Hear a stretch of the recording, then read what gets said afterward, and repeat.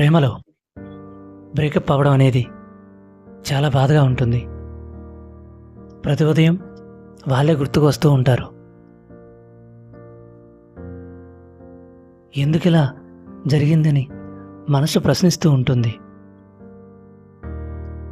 కొంతమంది ప్రేమను నేర్పిస్తారు, కొంతమంది జీవిత పాఠాలు నేర్పిస్తారు. ఈరోజు బాధ రేపటి బలంగా మారుతుంది. అందుకే నీ కలలను వదిలేయకు.